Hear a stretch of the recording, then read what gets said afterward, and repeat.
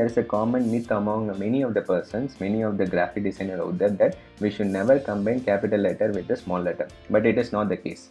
Anything that is a general rule, but the rules are meant to be broken. That's what people usually said.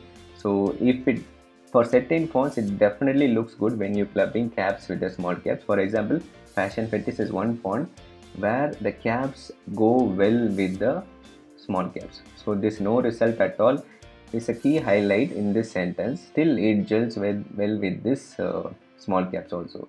So don't worry about the myth that you should not use full caps with the small caps. If the font gel between each other, then definitely go for full caps and small caps option together.